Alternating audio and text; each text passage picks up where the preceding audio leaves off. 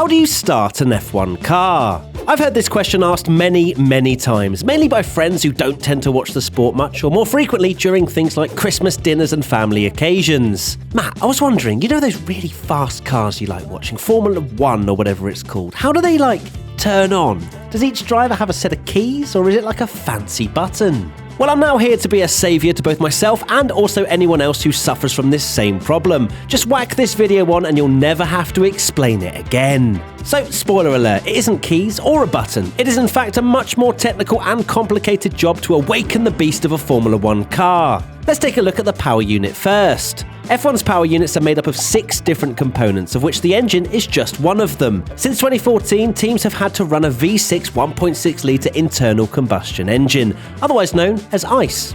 ICE, baby. Other parts include the turbocharger to control the density of air supplied to the engine, the motor generator unit kinetic, or MGUK for short, which harvests and stores energy under braking, and the motor generator unit heat, or MGUH for short, which recovers energy from the exhaust's heat. This energy is then held in the battery, called the energy store, and lastly, the control electronics, which are kind of the car's brain and controls how it functions. How are you doing after all of those different names? You still with me? Good. So what are the steps an F1 team need to take in order to get their car in fully working order? To begin starting the car, the engineers connect their laptops to the engine control unit, using a cable connecting the clutch, gearbox and throttle to the laptop, allowing them to monitor the data from all the different parts of the power unit. Once that's done, it's time to get the engine up to temperature. Let's just see it as turning on the oven before you stick a pizza in. Although my girlfriend loves to chuck food in when she's just turned on the oven without preheating. I personally wait till the red light goes off and it's fully heated. Which one are you? Sorry, I got distracted. Considering that an F1 engine can't regulate its own temperature, starting the engine whilst it's cold isn't an option.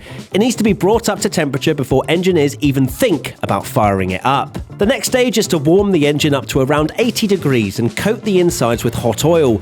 This should prevent all the moving parts from wearing down from friction due to how compacted they are. Using an external hot coolant circulating pump, which is placed on a trolley and connected through 2 plugs on the engine's coolant passages, this transports the oil through the hoses and into the engine. In addition, to offset any potential leaks in the pneumatic valves when the engine is first fired up, compressed air is also pumped in. At the same time as all of this I've just mentioned, the engine oil is heated up gradually to a similar temperature via a warming pump operated by another mechanic. Keeping a close eye on the temperature is paramount for the engineers. Too low and it won't lubricate the parts properly, too high and it creates hot spots in the oil.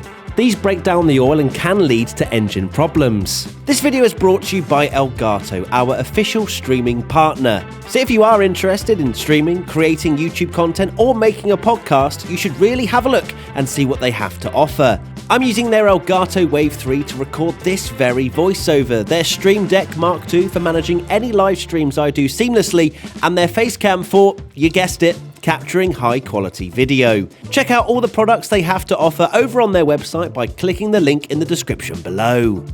Then we're ready to shove that big old large electric looking screwdriver into the back of the car. An external starter motor is connected via a rod being pushed through an opening in the engine, allowing it to engage with the gearbox shaft. The starter motor then jump starts the crankshaft to start lubricating the engine with the hot oil. Once everything is properly lubricated and up to temperature, it's time to finally start the engine. As the engine is in neutral, the engineer needs to turn the control switch on using their laptop, which when off prevents the engine from firing up accidentally. Inside the cockpit of the car, a crew member uses the buttons on the steering wheel to turn on the fuel systems and the ignition, as the starter motor cranks the engine until it fires up. Whilst the engine is left running for a little while, final checks are done. This includes doing short fire-ups to increase the revs to make sure that the oil is heating up and draining into the oil tank. This is measured by the electronic oil level sensor inside the oil tank, which lets the engineers know on their screens if the oil level is where it should be. Usually, the drivers will then jump in and assess the feel of the engine for themselves inside the cockpit. There you have it, how to start a Formula 1 car. A little bit more complex than maybe some thought. Did you think it was going to be as complicated as this? Let us know in the comment section below.